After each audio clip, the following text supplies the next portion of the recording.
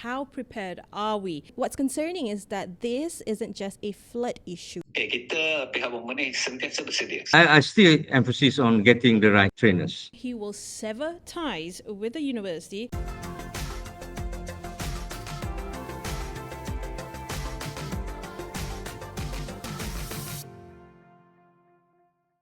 Hello everyone, welcome back to another episode of Beyond the Headlines, the go-to space for the top stories that made the headlines and more. My name is Amalina Kamal. And I'm Hazwin Hassan.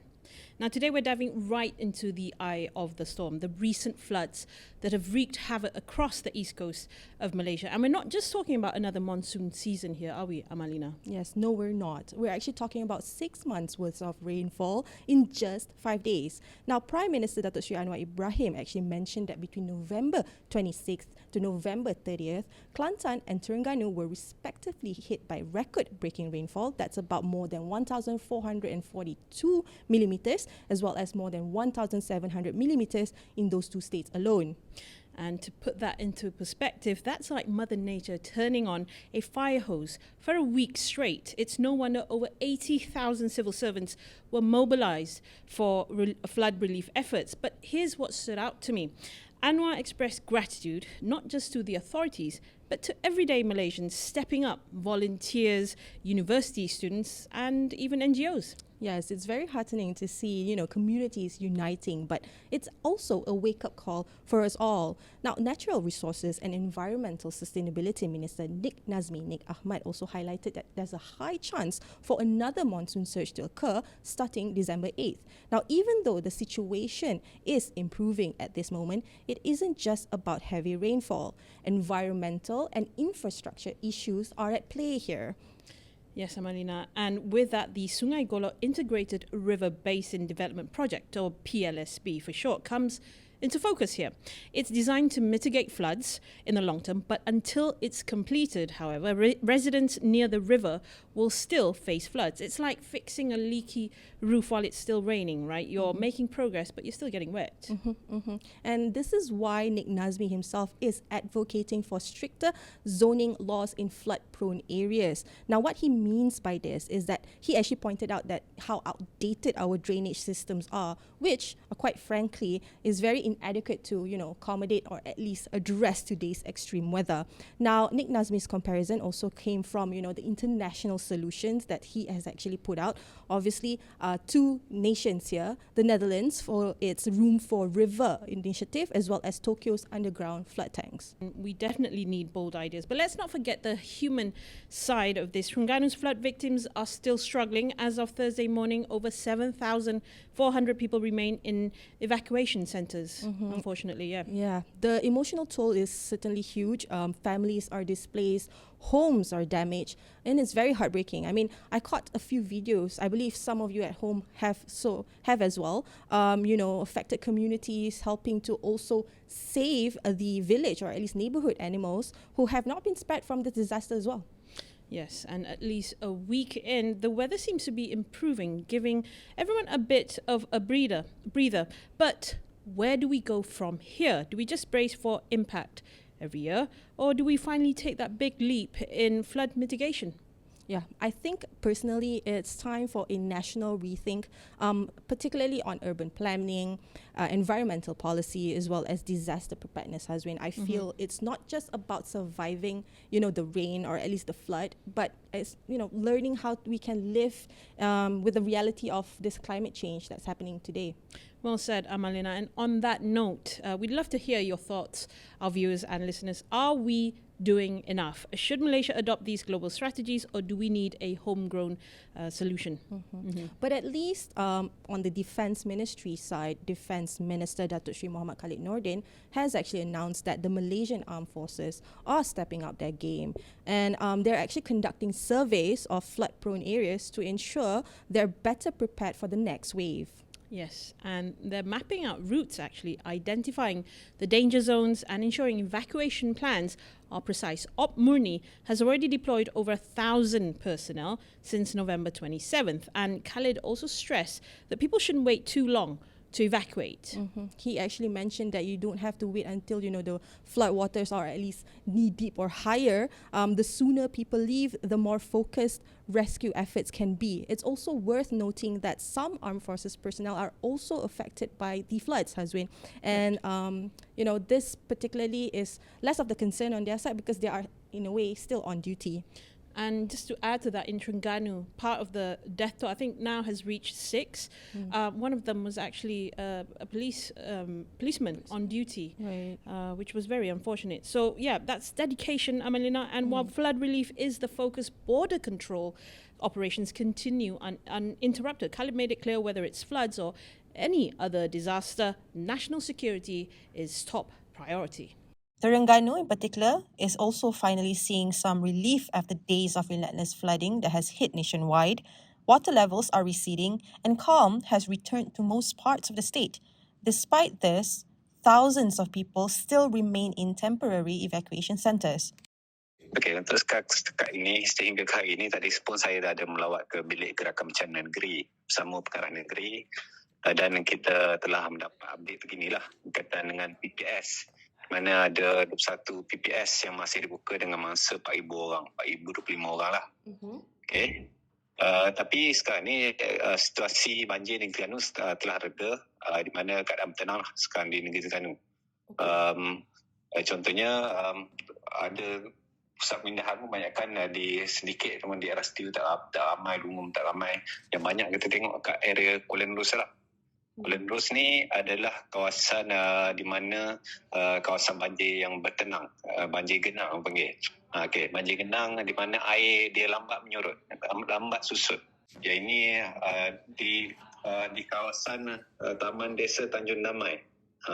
Kalau kita tengok dalam 2-3 hari ni, kalau buka dekat media sosial pun banyak melibatkan yang banjir genang ni di kawasan Kuala Nerus yang lambat surut.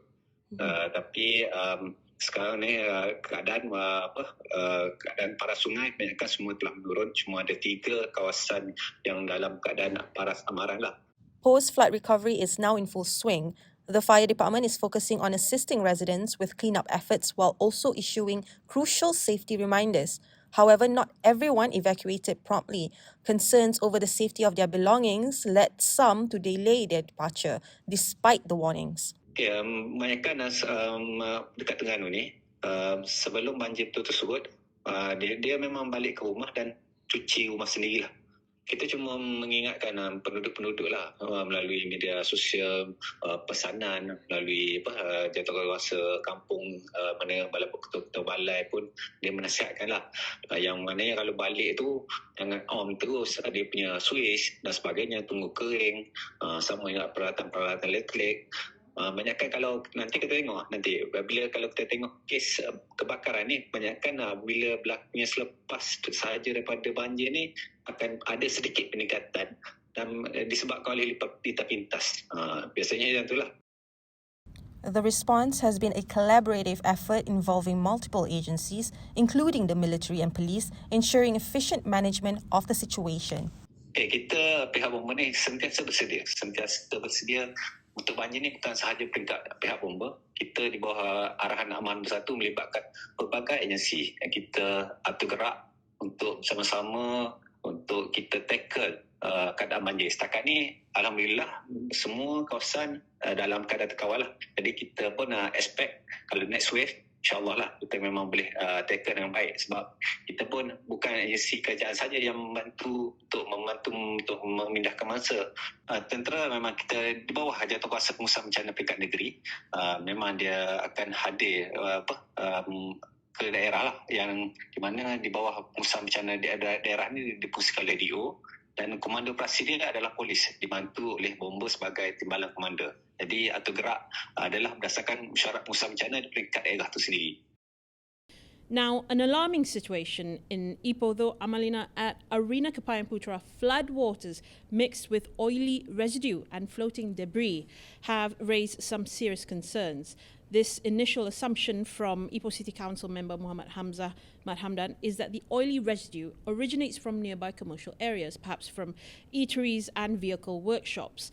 The situation worsened when garbage collection was disrupted by rising floodwaters, leading to household waste floating in the floodwaters. Residents who've lived in the area for over 2 decades, describe this flood as unprecedented. Right, and it's not just the inconvenience here, it's actually a health hazard. I mean, Hamza mentioned that, people were suffering from skin irritation, especially after wading through the oil-laden, waters. The waters, the oil-laden waters are, although odorless, they left greasy film on the surface. Right. So what's concerning is that this isn't just a flood issue, people. It's an environmental one. Now, the source of the oil is still under investigation, but the sheer volume is unusual for commercial waste. Meanwhile, 30 evacuees from 11 families have been relocated to temporary relief centers. Now, this brings us to a broader point. How prepared are we for environmental disasters that go beyond just water damage? From oil spills to uncollected waste, these incidents highlight systemic issues in waste management and flood response. Certainly, we will be seeing more developments from this. But now let's shift gears to another pressing issue, and that's on bullying at Universiti Pertahanan Nasional Malaysia, UPNM. Of course, in October, a cadet officer was accused of pressing a hot steam iron to a junior's chest, and another was charged with stomping on a junior's stomach with spiked boots, causing severe injuries. Now, the recent developments surrounding this have, of course, sparked national outrage.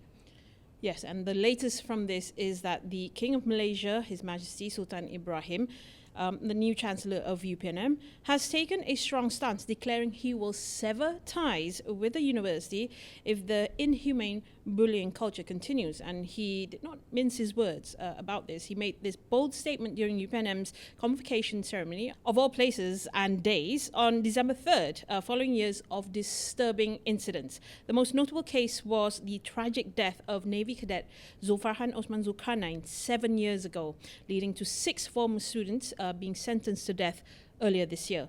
These incidents have prompted a review of UPNM's dual operating system, which combines both academic and military training under separate authorities. Higher Education Minister Zamri Abdul Kadir believes this system may contribute to the culture of abuse. Right. Now, Defence Minister, of course, Datuk Sri Muhammad Khalid Nordin took immediate action by expelling 5 cadet officers involved in recent cases and ordering them to repay the government for their training costs. He hopes this will deter future incidents from happening.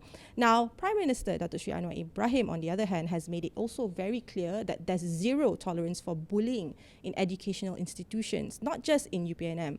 Now, he's called for stronger leadership and accountability to break this cycle of what we call a systemic problem.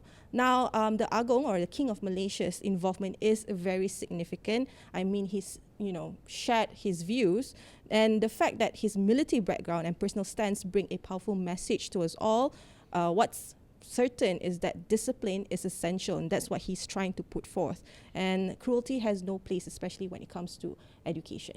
For sure, for sure. Thank you so much, Tan Sri Raja Muhammad Affandi, for joining us on this call. Why do you think this issue remains unsolved, though, in terms of the hazing and bullying? Okay. Interestingly, that when Tuanku Agong Tita about this, I was there. I was there during during a session of UPNM convocation. I received my doctorate on that day. So basically, I can see that Tuanku is concerned, not only concerned, very disturbed about looking to whatever happened concerning where they talk about bullying in UPNM in particular. So the word that you used just now is resolve, remain unresolved. From my perspective, is that this sort of thing is maybe complacency is a word that I think should be used here. So there must be certain things that we have to do to correct it. to correct it. So is it within the system? Correct the system. So it is not about that nothing is not done. It is been done. So, but it have not been after quite some time. People did not take notice of it, and everybody thought is let's go and business as usual. Training is a training. Bullying is bullying. So it's two different things altogether. So we cannot put the military training and be seen and be received as bullying. So I guess that is something that we have to make a clear demarcation of that.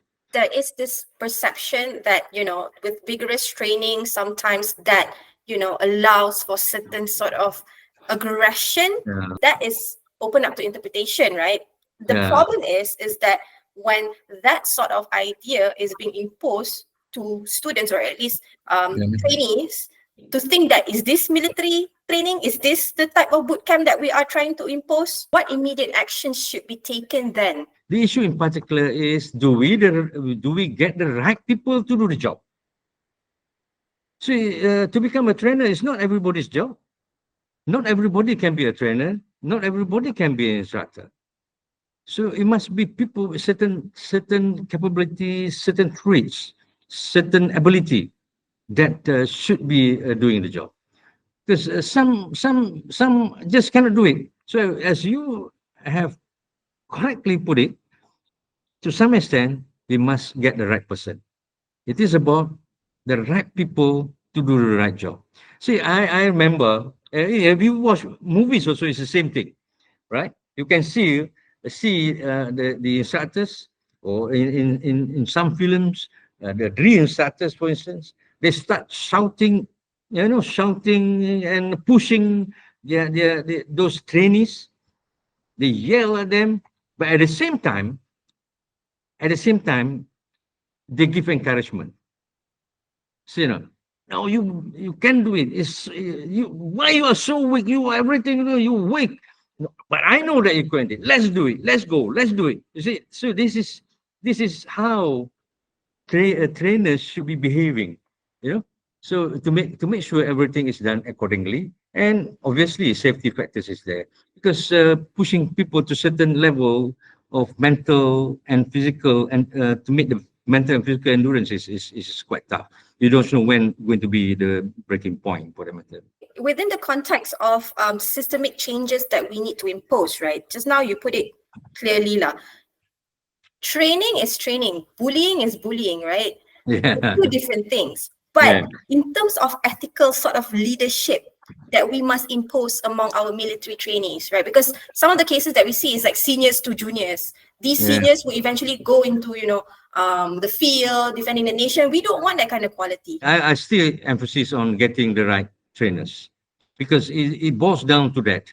So I think Ministry of MINDEF and also Armed Forces have done a few things similarly as a immediate action on that, which is good. But I believe they're also trying to increase the numbers of trainers down there. But my only concern here is we must get the right people, profile them, interview them well, and see whether these people can be a good trainer or not. I think it boils down to What that. about the students? What about the recruits? Once they are already accepted, but based on integrity, based on accountability, based on believability, should they be also reviewed? How do you envision the next future of army men, that would lead and defend the nation as we move forward? Because we understand that resilience is one thing, but compassion is another thing as well, which because of these cases, we're seeing a lack thereof. I like the word compassion, because compassion means that those who volunteer to do the job, definitely he has the compassion to do it. So it is his liking to do it, and this is one of those things. Hopefully, in us. But some people join the service for certain reasons. But the hope is that once you are in the service, you have the compassion. You are there to be part and parcel of the whole system to protect the sovereignty of this country. to make sure that not even an inch of this country to be taken or be disturbed or to some extent to that. Yeah. So I mean, all this is all in the books. I believe that is in the armed forces training doctrines is all there. So it's matter of now making sure that the whole thing is done accordingly. So I've said this so many times. It is not only the tangible. Tangible means what we can see, people, the equipment, the system that we can count. The tangible we can see, we can touch. But it is also the intangible factors. And the intangible factors is getting the right recruits, the right officers, the right people to come in and join the force. See, so by combination of this tangible and intangible, it will multiply our capability to do the job.